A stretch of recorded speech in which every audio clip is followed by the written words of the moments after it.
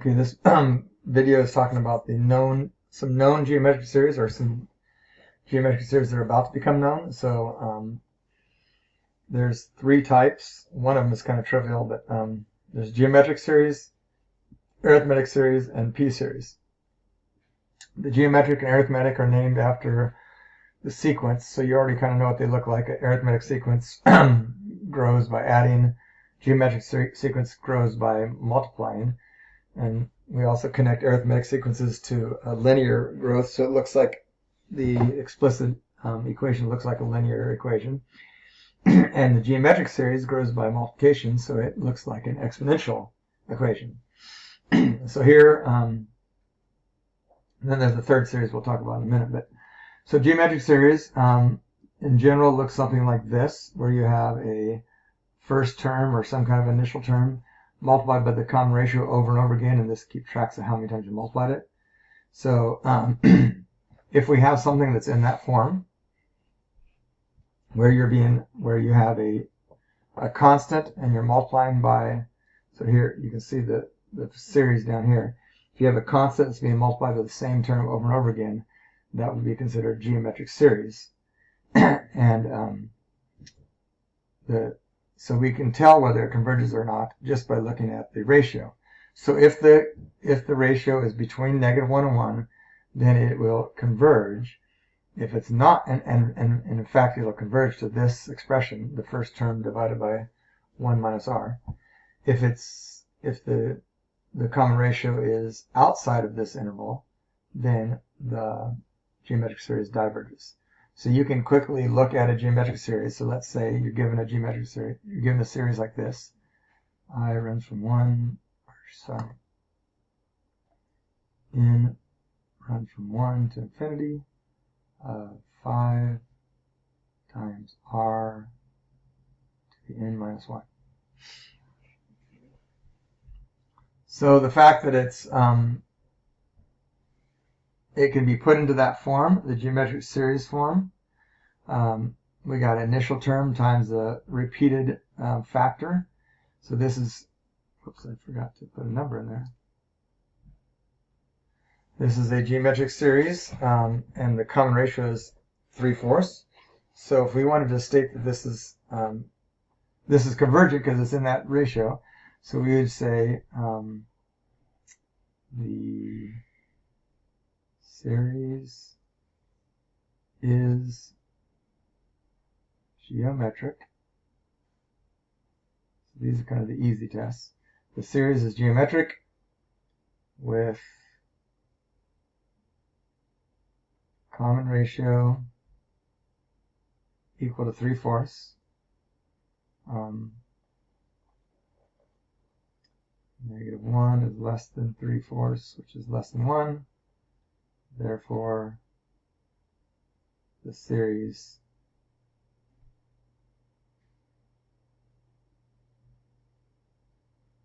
converges. So this is the beginnings of the idea of what it looks like when you write up a proof. So the fact that we identified it as a geometric series, and you don't have to convince me it's a geometric series, it's just the fact that you've identified it and you've told me you identified it as it.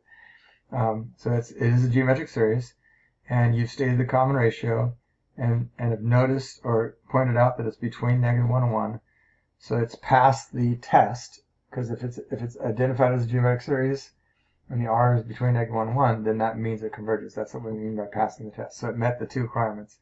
It met the requirement of being a geometric series, met the requirement of r being between -1 and 1. Therefore, we can conclude that this series converges. So that means that this thing is going to get closer and closer to some number. Okay, so that's the geometric series test. Okay. Notice arithmetic series. This is not, like I said, this is kind of a trivial one because they're just always divergent. Because if you're adding a growing number, if you're adding an infinite number of terms, and each term is bigger than the last or smaller than the last, by the same amount, then it's not going to converge to anything. So any arithmetic sequence or arithmetic series is going to be divergent. And then finally, the p-series. P-series is a group of series that look like this, has the form of, and notice in this case your n is the actual indices, so it's counting up 1, 2, 3, 4, 5, and the p would be some number. So the test for this is if you identify that it's a p series, and then you just have to confirm what the p is. So in this case, if the p is greater than 1, then it converges. If the p is less than or equal to 1, it diverges. And specifically when p is equal to 1, we call it the harmonic series. I think I showed that in the class today. So again, if I have some kind of a series that looks like this,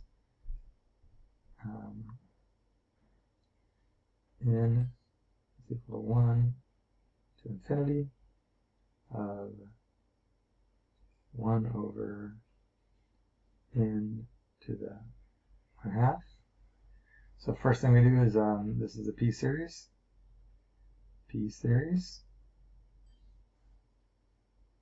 where p is equal to 1/2.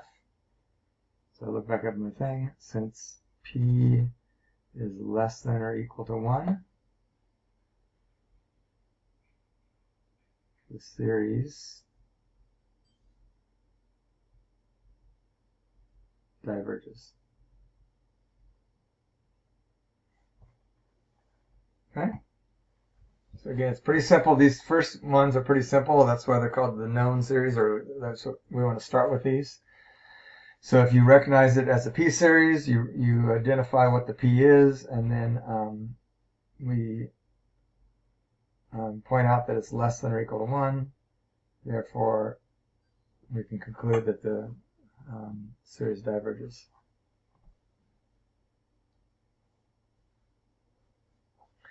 Now let me show you another example that's kind of like this. Let's say we have n to the,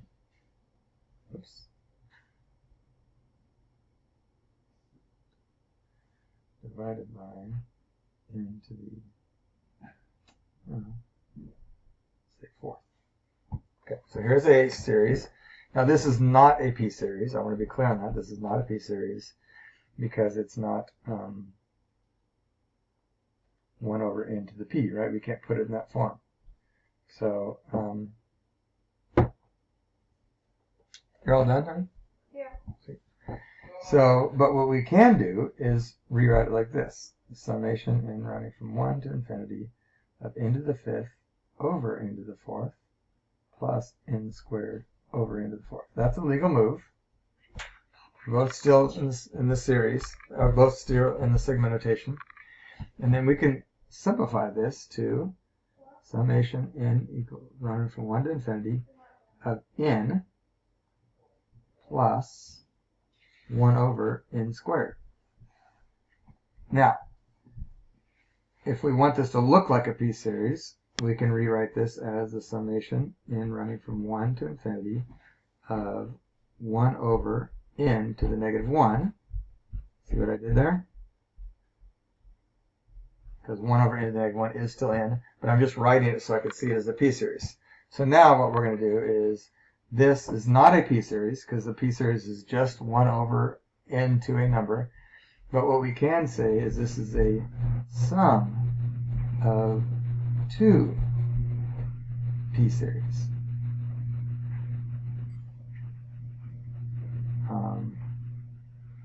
And running from 1 to infinity of 1 over n to the negative 1, and the summation of n running from 1 to infinity of 1 over n squared. So those are the sum of 2 p series. And the first one, p is equal to negative 1, and which means p is less than 1, less than or equal to 1, I guess. Is it less than or equal to? Yeah. P is less than or equal to 1. P is less than or equal to 1. Therefore, this series, n equals 1 to infinity of 1 over n to the negative 1, diverges. Okay?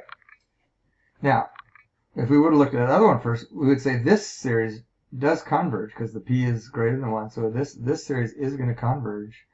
But because I'm adding two series together, if one of them converges and the other one diverges, it doesn't really matter if one of them converges. So so we would just at this point say, therefore, this series is running from 1 to infinity of, well, we can just go back into the original one, right? What was the original one? Into the fifth plus n squared. Into the fifth plus n squared over into the fourth. Whoops. Diverges. So let's make sure you can understand this. So first thing I did is I recognized that it's not a p-series, but you could think of it as the sum of two p-series. Then I looked at each one of the p-series separately.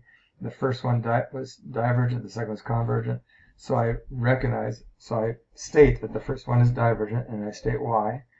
And then, because one of the p-series in the sum is divergent, then I conclude that the whole thing is divergent. Because there's no way I can take a convergent series and a divergent series and add them together and get a convergent series. Okay, so that's an example of using p-series on something that's not actually a p-series. And we can do something similar to that with the geometric series. So, okay, so that's kind of playing around with the known series. You definitely want to memorize those because that'll be we'll be using those a ton even in the midst of doing other tests. So